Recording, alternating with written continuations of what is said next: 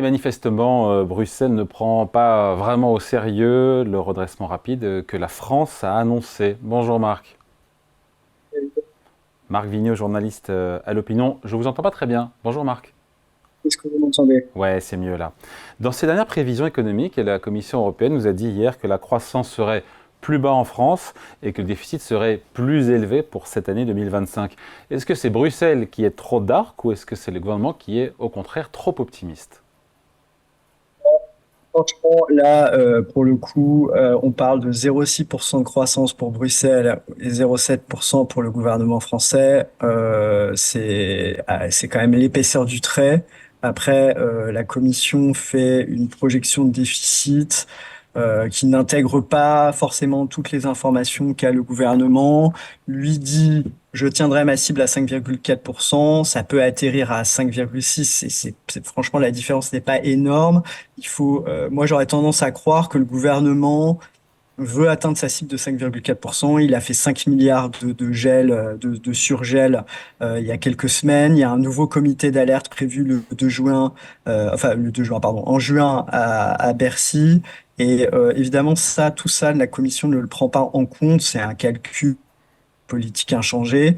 Et donc, je pense qu'il ne faut pas du tout monter en épingle ces différences de chiffres qui sont quand même très limitées et voilà, et qui reposent sur des hypothèses un peu conventionnelles. Chaque année, à cette période, on fait, enfin, Bruxelles réalise cet exercice. Et chaque année, on insiste, nous journalistes, sur le fait que Bruxelles ne croit pas aux prévisions de la France. Elle a en partie raison, puisque la France souvent ne respecte pas ses engagements. Mais là, en fait, dans cet exercice, elle le fait parce que à chaque fois pour l'année prochaine, elle prend une hypothèse qui est qu'il n'y aura pas de mesure d'ajustement dans le budget suivant. Comme la France est en phase de réduction de son déficit de façon qui nécessite des économies assez marquées, forcément, si vous faites l'hypothèse que l'année prochaine, il n'y aura pas de mesure de redressement, bah, vous arrivez sur des chiffres de déficit qui sont toujours très impressionnants. Mais c'est une hypothèse purement conventionnelle. Alors, on peut Ah, se dire, ouais. dans le contexte politique actuel, ça sera très difficile de prendre des mesures de redressement. Donc, il est possible qu'à terme, le déficit dérape, mais si le gouvernement Bayrou fait ce qu'il a dit, voilà, l'hypothèse de Bruxelles ne se vérifiera pas. Donc Voilà. les écarts, pour être sûr que j'ai bien compris, Marc, et que tout le monde ait bien compris, sur cette année 2025, l'écart de prévision pour la croissance, mais aussi pour les déficits, c'est l'épaisseur du trait, ça ne change pas la face du monde, ok. Et puis Bercy a promis de prendre des mesures. Il y a un comité d'alerte qui est prévu de tout faire pour tenir C'est 5,4%, ça ma ce question. que Est-ce qu'on va Bruxelles respecter forcément nos ne peut pas engagements? intégrer. On va respecter nos engagements européens ou pas cette année, en termes de déficit? Bah, on va revenir à la cible qu'on s'est fixée, qui a été validée par Bruxelles. Enfin, si on arrive à la cible qu'on s'est fixée, qui a été validée par Bruxelles, on est en 5,4% de procédure pour déficit. déficit excessif, mais voilà, on fera le premier jalon qui a été plus ou moins approuvé par Bruxelles et par nos partenaires européens. Mais la question, c'est est-ce qu'on va le tenir? Et là, moi, ce que je vous dis, c'est que enfin, le gouvernement français a prévu des mécanismes d'alerte, promet de prendre des mesures correctrices s'il n'arrive pas, si la croissance n'est pas au rendez-vous, en tout cas, si c'est l'épaisseur du trait, comme il est. Évidemment, si la guerre commerciale de Donald Trump s'envenime et que les tarifs réciproques sont appliqués, là, peut-être que la France ne tiendra pas son objectif de déficit. Et dans un scénario à peu près raisonnable où il y aurait un accord avec les États-Unis, le discours du gouvernement, c'est de dire on prendra des mesures d'ajustement. Et ces mesures d'ajustement futures ne sont évidemment pas intégrées par la Commission européenne pour faire ces prévisions.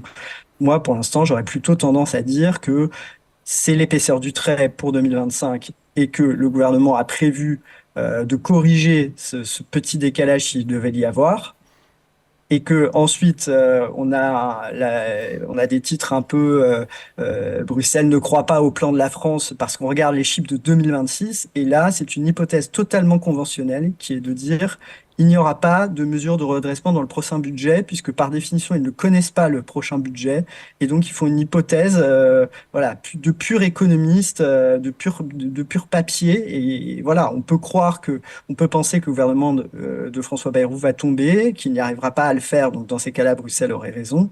Mais si François Bayrou applique un budget, le déficit ne dérapera pas autant que Bruxelles l'écrit dans Oui, ses dernières parce prévisions. que c'est ça. En fait, là, on parle pour le coup, on parle de 2026. Sur la Voilà. croissance, la Commission, Bruxelles, nous parle de 1,3% de croissance. Moi, j'aimerais bien qu'on y soit. Il faut espérer d'ailleurs qu'on peut y être. Exactement, c'est pour ça que je dis que Bruxelles valide plutôt un scénario qui est même plus optimiste, il me semble, que le gouvernement français, puisque pour l'année prochaine, le gouvernement tape à ce stade sur 1,2% de croissance. Et donc Bruxelles dit bah la croissance française pourrait rebondir un tout petit peu plus. Là encore, on est dans l'épaisseur du trait. Mais donc ça veut dire que si François Bayrou arrive à faire ce qu'il a promis, Hmm. on arriverait à peu près au déficit. On voit que chaque année c'est très difficile. La question, elle est politique. Elle est est-ce que François Bayrou a les moyens de faire 40 milliards de redressement budgétaire l'année C'est prochaine? ça. En fait, Marc, dans les 5,7%, là on est sur 2026, pardon, il y a beaucoup de chiffres, peut-être faudra écouter la vidéo, mais sur 2026, le déficit public anticipé par la Commission européenne, c'est 5,7% de déficit. C'est-à-dire qu'en gros, on reste à peu près au même niveau. Parce que, si j'ai bien compris ce que vous m'expliquez, ça ne prend pas en compte les hypothétiques 40 milliards d'euros d'économies que veut faire Éric Exactement. Lombard et François Exactement. Mais Bayrou, c'est même sans ça? rentrer dans les détails, en fait, ce que fait Bruxelles, c'est de se dire, il n'y a pas de budget, donc je sors un chiffre de déficit qui paraît gros, qui influence beaucoup les titres de la presse, hein. C'est beaucoup ce chiffre-là qui Oui. influence les titres de la presse et en fait, bon, chaque année, c'est un peu la même chose. Et puis chaque année, en fait, sauf, bah, il y a eu évidemment 2024, le dérapage exceptionnel, etc. Mais en général, il y a un budget, il y a des mesures de redressement. Et donc, ce chiffre-là, à mon avis, est complètement surinterprété chaque année et donne lieu toujours à des titres un peu catastrophistes qui ne sont, à mon avis, pas justifiés. Ouais, mais ça veut dire que si on fait rien, effectivement, qu'il n'y a pas de budget, Ah hypothèse bah ça, oui, tout à hypothèse fait. qui n'est pas Cette année, dans la balayée d'un situation revers de la politique où main. on est, Ouais. effectivement, ça montre, enfin, mais une hypothèse purement de papier n'émet aucun jugement sur la capacité de François Bayrou à faire passer son budget, mais il se trouve que cette année, dans la situation politique où on est, effectivement, ça prend un autre relief parce qu'on se dit, bah, sans mesure de redressement, c'est 5,7%, et étant donné l'absence de majorité parlementaire, Exactement. eh bien, on risque d'arriver à ce scénario si aucune mesure n'est prise. Ce Marc, qui montre l'ampleur du défi français, en fait. mais on est Mais d'accord, si, Marc, on nous parle 40 milliards d'euros, nous dit l'économie pour l'an prochain, enfin d'efforts de redressement budgétaire pour 2026. C'est ce que dit Éric Lombard. On est fin mai, on est quasiment en juin. Moi, je me rappelle l'an dernier, on nous avait dit que ça sera essentiellement des économies. Au final, il y a eu 2 tiers de hausse d'impôts. Qu'est-ce qu'on sait aujourd'hui sur ces 40 milliards d'euros? Est-ce que ça avance? Est-ce que c'est toujours le flou? On sait qui pourrait faire des efforts entre l'État, la Sécu, les collectivités, les Français, les hausses d'impôts. Est-ce qu'on sait? On ne sait toujours pas. on ne sait toujours pas parce que Bercy travaille à sa copie, Matignon aussi, et là, pour l'instant, la consigne, ça a été de ne plus avancer aucune idée dans aucune réunion. On passe des réunions entières à faire des constats sur l'état de nos finances, à alerter, la grande conférence de presse du Premier ministre a alerté sur l'état de nos finances, mais surtout ne plus faire de ballon d'essai parce qu'on voit dès qu'il y a un ballon d'essai, bah, tout le monde tire au pigeon et la piste est enterrée. Le problème, c'est que bah, des députés qui suivent un peu les débats budgétaires commencent à s'inquiéter de voir qu'il n'y a pas une idée qui sort, qu'on ne sait pas comment on va faire. Au départ, Bercy, cette année, disait l'année dernière, l'État a fait l'essentiel de l'effort, il a fait vraiment des économies, et ça c'est vrai. Il s'est imposé des économies, un peu des coupes au rabot, des coups de rabot dans ces différents ministères. Et cette année, il dit, bah, on va rééquilibrer et on va partager l'effort avec davantage la sécurité sociale qui représente quand même les dépenses sociales, c'est plus de 50% des dépenses publiques, et les collectivités locales qui représentent plus de 20% de la dépense publique. Sauf que au sein même du gouvernement, les chiffres avancés par Bercy, c'est 8 milliards d'économies pour les collectivités locales, 18 milliards pour la sécurité sociale et 14 milliards pour Pardon, l'État. d'où vous Donc sortez, c'est juste Marc, d'où vous sortez ces chiffres? eh ben, c'est plusieurs sources Ok. qui vous expliquent que c'était la toute première copie de Bercy, enfin, la première approximation. Voilà ce que le schéma rêvé par Hmm. Bercy dans un monde Ouais, idéal, sauf s'il y qu'après, il y avait a chaque aucune ministère opposition, il y a chaque etc. Et puis ministre qui. après, les grandes négociations commencent. Ouais.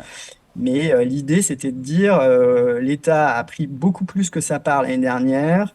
Il faut que les collectivités locales s'y mettent et il faut que la sécurité sociale s'y mette. Mais on voit bien que tailler dans les dépenses sociales, c'est ce qui est le plus sensible auprès de la population, même si elle représente une énorme masse par rapport à l'ensemble des dépenses publiques. Et les collectivités locales, vous savez à quel point les élus locaux considèrent avoir pris leur part et disent l'État nous impose des dépenses supplémentaires, on assume la police municipale qui n'existait pas il y a 20 ou 30 ans. Et donc, nous, on ne peut pas réduire nos dépenses et on n'a pas envie que l'État vienne nous dire comment gérer nos finances.